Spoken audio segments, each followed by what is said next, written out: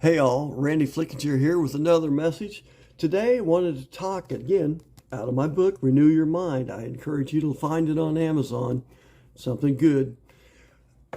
I want to talk about, many of you have been telling me that you've drifted away from God, that you've drifted away from your faith, that you were saved when you were younger or at another time, but for whatever reason, you've drifted away, whether it be COVID that took us all out of church for a while, or it be you're too busy anymore, or you enjoy your free time, it's just not a priority, or maybe the church has stood for something or said something that's offended you and taken you away. All of those are reasons that we fall away in our faith.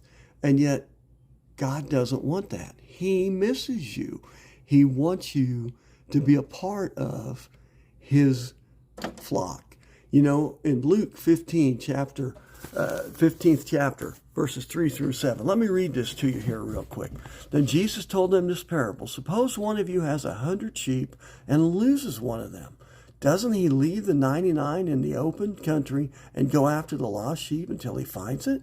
And when he finds it, he joyfully puts it on his shoulders and goes home.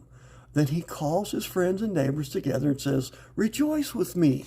I have found my lost sheep." I tell you that in the same way there will be more rejoicing in heaven over one sinner or one who's fallen away or drifted away than over 99 righteous persons who do not need to repent. You know, it's crazy, but God misses us, and He wants us to be a part of His kingdom. You know, I have to tell you my story. When I was young, at age 8 or 9, my mom led me to Christ. I was saved. And I'll talk more about getting saved later in other lessons. But at the age of 28, I'm married. I have 3 kids. I've been involved in my church. I am Sunday school superintendent. And a speaker came to our church named Harry Liggett. Now, Harry Liggett didn't have 2 hands. He had 2 claws because he's an electrical worker and had lost his hands grabbing a wire that he thought had been shut off, and it was not. But Harry Liggett spoke about our commitment to God. You know, that we can be saved, but are we truly committed to making our lives a part of what Christ wants? And that message hit me dead in the heart, because it was like God was speaking to Harry and Harry was speaking to me, and there were 600 people in my church, but really there was nobody but me. The message was for Randy Flickinger. And I hope maybe this message is the same way for you. You know, we need to remember that what we put into our lives is what comes out. Just like food. If you eat bad food, if you eat drink, and you do things that you shouldn't do as far as eating health-wise, guess what's going to come out of you? The same stuff. You're going to have health problems. You're going to have those things related. I'm diabetic. I'm a perfect example. I know what I'm talking about.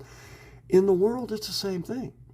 If the music, if the shows, if the friends, if the relationships, if the things that I put into my life are toxic, are not good for me, not good for my faith, for my commitment to Christ, guess what's going to come out of me? Those same types of actions. It's not going to be good.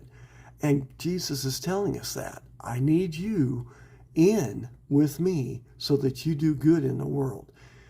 You know, in Hebrews 11:6, he tells us, and without faith, it is impossible to please God, because anyone who comes to Him must believe that He exists, but that He also rewards those who earnestly seek Him.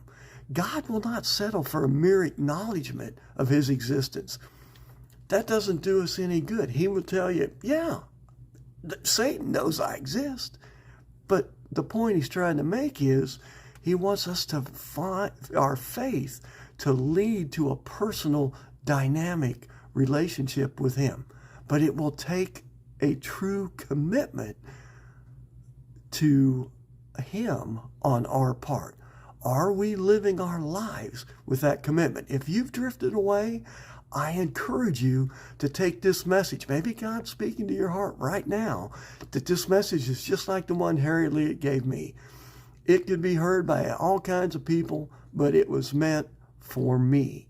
maybe this message was meant for you. If you've drifted away, come home. Come back. Get involved with the church, with friends that will take you down the right paths and make better choices. And I promise you, just as he told us in Hebrews, God's going to bless you for doing that. He wants that relationship. He misses you, and he's coming after you to find you. Come back.